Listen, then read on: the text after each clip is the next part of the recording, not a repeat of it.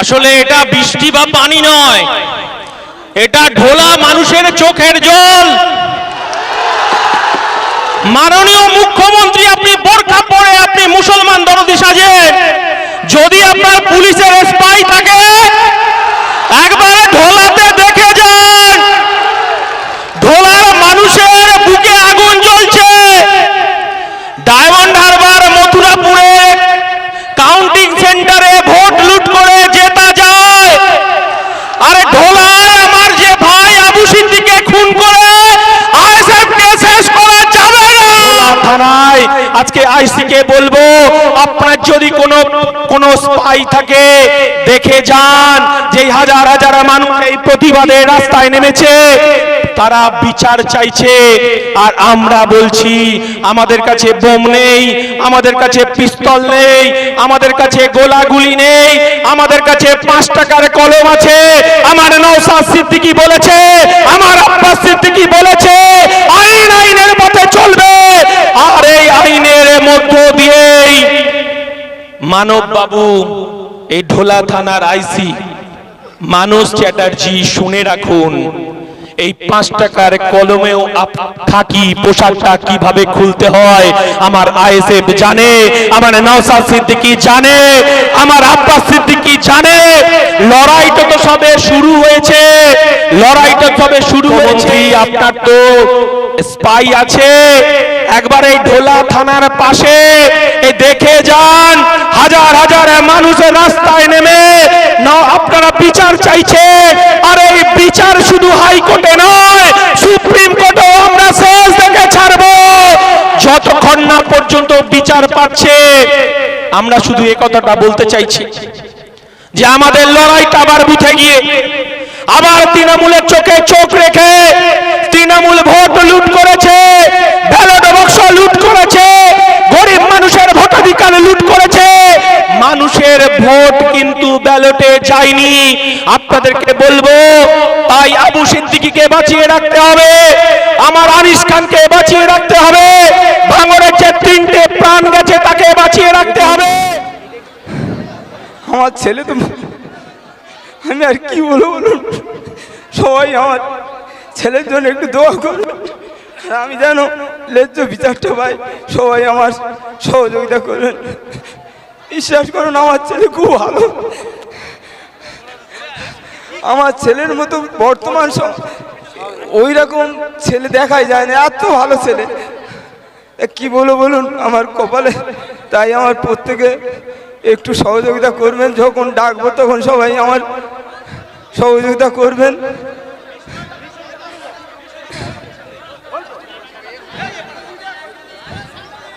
আর আমার ছেলের জন্য একটু সবাই দোয়া করবেন।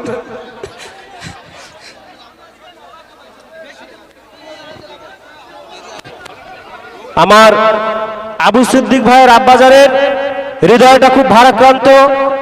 তিনি আপনাদের কাছে তার সন্তানের জন্য দোয়ার আবেদন। এটা বৃষ্টি বা পানি নয়, এটা ঢোলা মানুষের চোখের জল।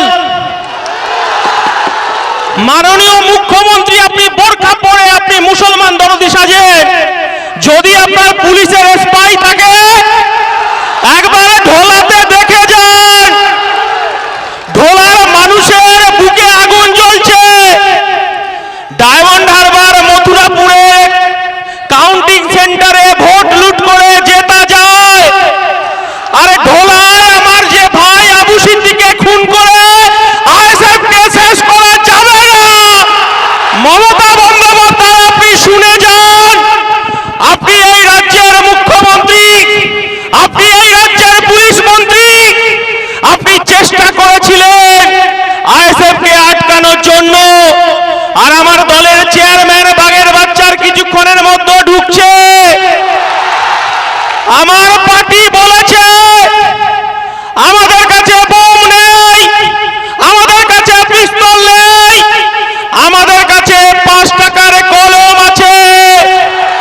এই কলমের খোঁচায় রাজদীপ বাবু আপনার যে খাকি পোশাকটা আইএসএফ হাইকোর্টে জমা করবে, এই বার্তাটা দিতে চাইছি। কিন্তু আমার ভাইদের কাছে অনুরোধ, মমতা বন্দ্যোপাধ্যায় 2023 সালে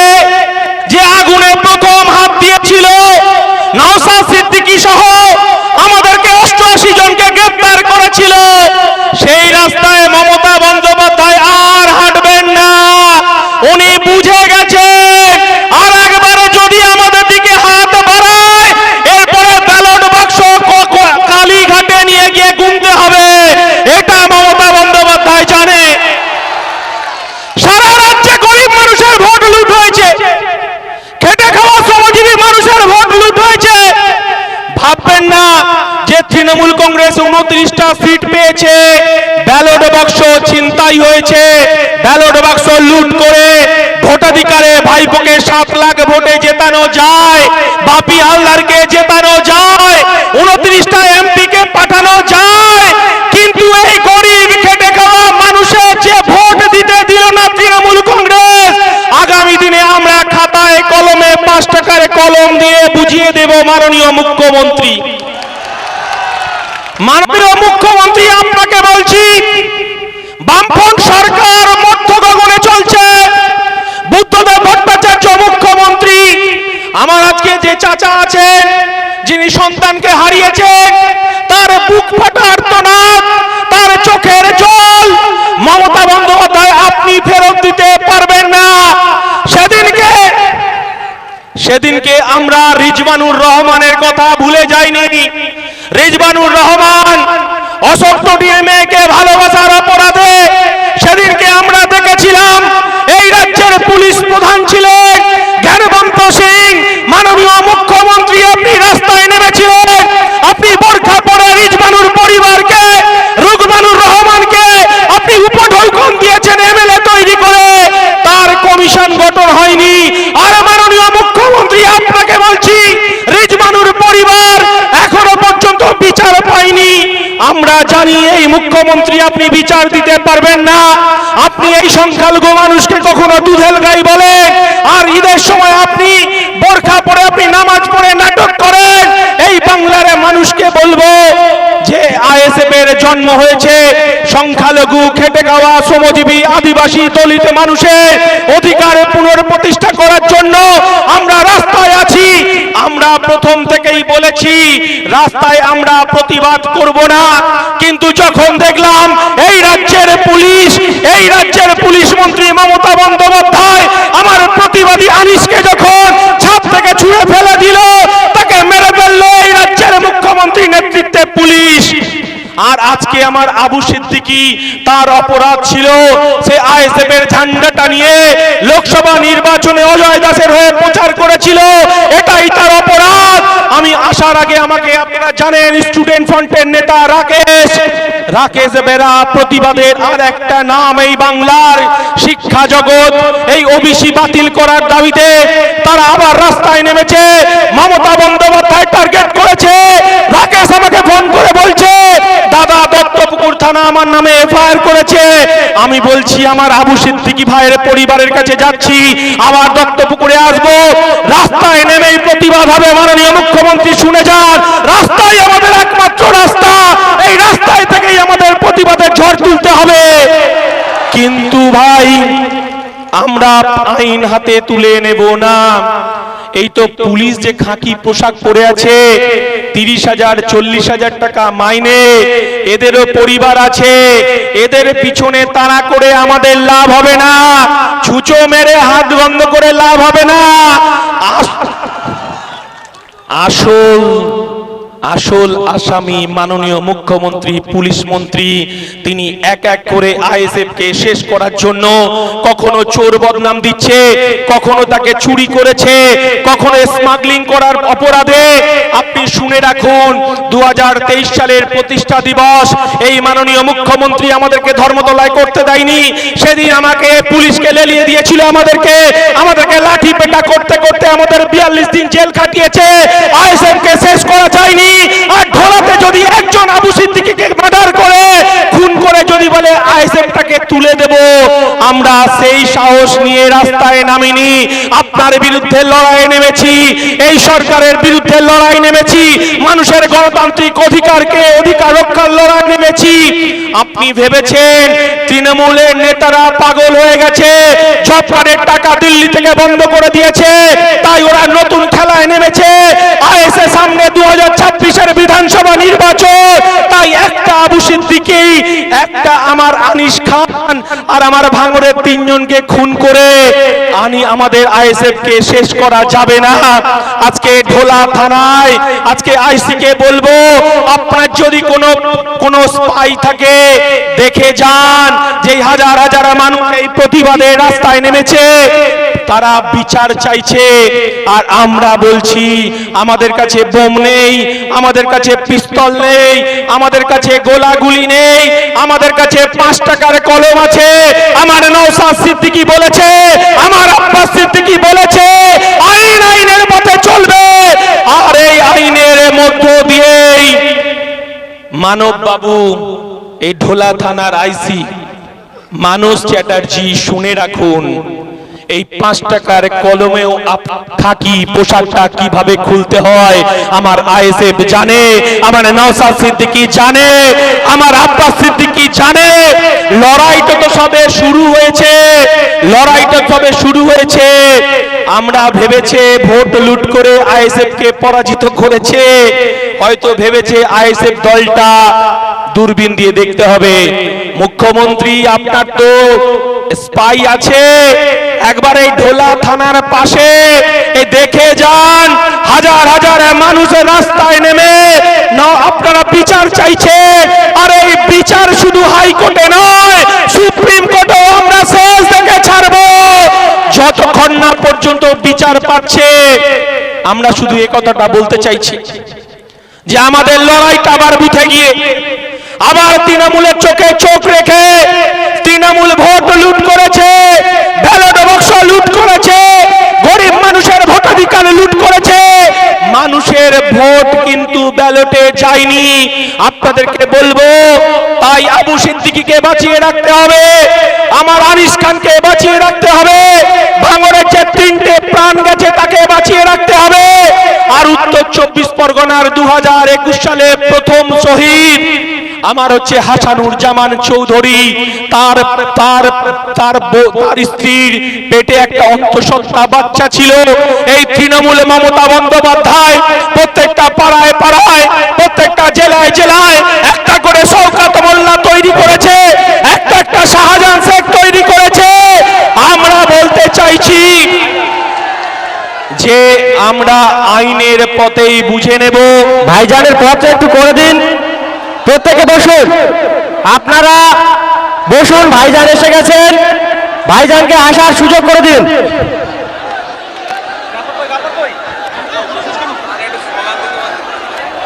ইনকলাব জিন্দাবাদ, নওশাদ সিদ্দিকী জিন্দাবাদ, আইএসএফ জিন্দাবাদ, ছোট ভাইজান জিন্দাবাদ, আইএসএফ জিন্দাবাদ।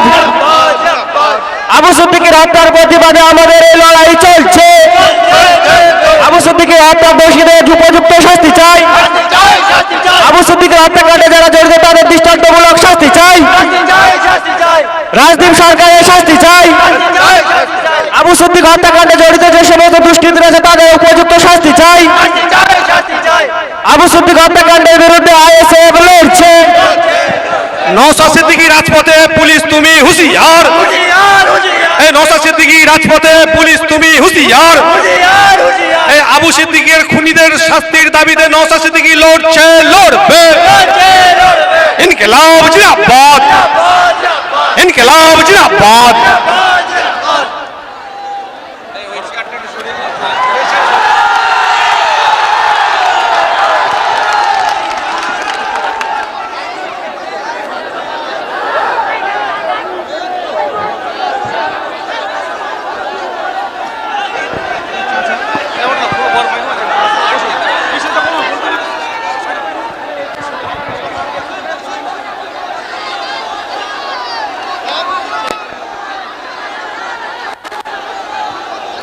যে কথাটা বলছিলাম, এই পশ্চিম বাংলার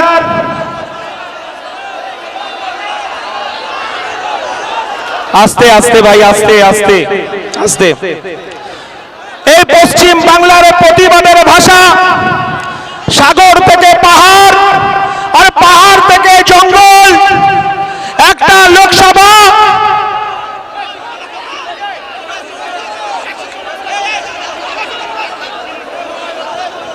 একটুখানি ভাই, আমি শেষ করব, আমার দলের চেয়ারম্যান বলবেন, আমি শেষ করব, একটু চুপ করুন। আমরা বারবার শৃঙ্খলার কথা বলছি। যে কথাটা বলছিলাম,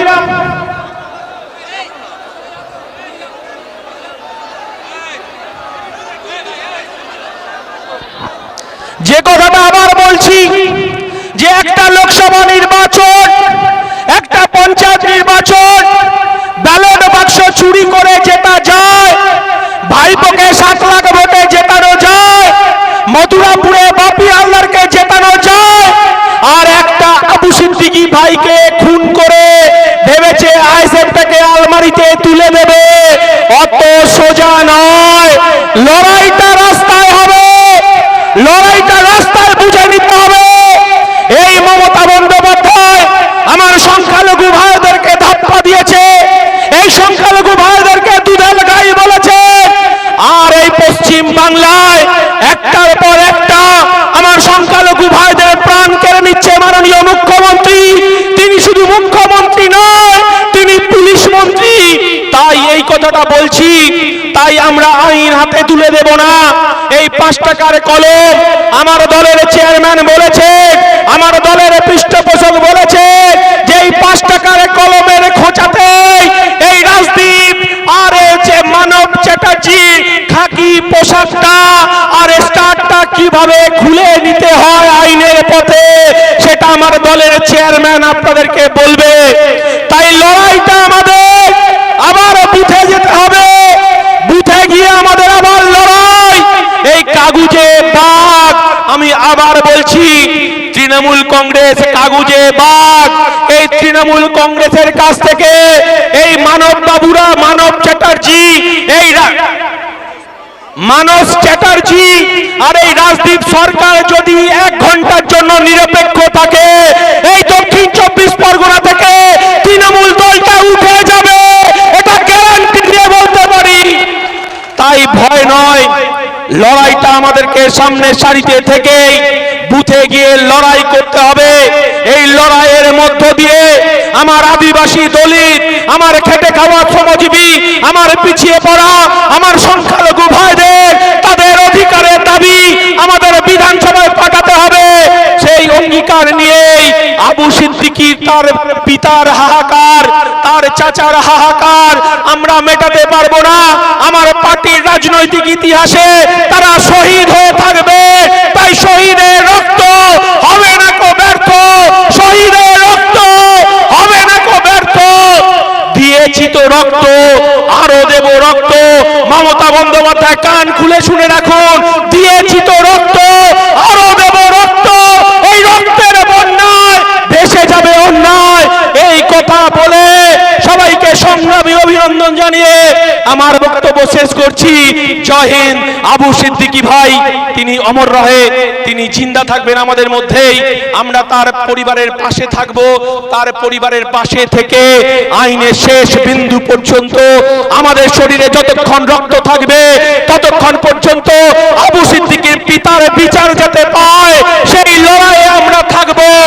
আর একটা শেষ কথা বলি, মাঝে মধ্যে এই যে মিডিয়াগুলো দেখাতে চাইছে এই এখানে 10 জন আইএসএফ নেতা তৃণমূলে জয়েন করলো, ওখানে 20 জন নেতা তৃণমূলে জয়েন করলো।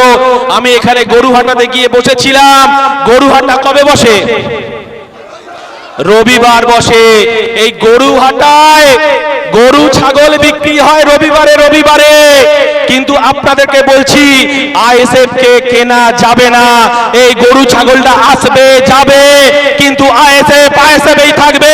এই হাজার হাজার মানুষের, তাদের হাজার হাজার মানুষের তাদের অধিকার রক্ষার লড়াইয়ে আবার আজকে আবু সিদ্দিকীর পরিবারকে আমাদের তাদের বিচার পাইয়ে দেওয়ার জন্য হাজার হাজার মানুষ এসেছে। তাই মমতা বন্দ্যোপাধ্যায়, আপনি রুকমানুর রহমান তার বিচার পাইয়ে দিতে পারেননি, আপনি আনিস খানের বিচার পাইয়ে দিতে পারেননি, আপনি আবু সিদ্দিকীর বিচার দিতে পারবেন না। আমার দলের চেয়ারম্যান বলেছে এই 5 টাকার কলমই কাফি। তাই আপনাদেরকে সবাইকে সংগ্রামী অভিনন্দন জানিয়ে, সবাইকে আর একবার প্রণাম সালাম জানিয়ে আমার বক্তব্য শেষ করছি। আইএসএফ জিন্দাবাদ, নওশাদ সিদ্দিকী জিন্দাবাদ। আপনারা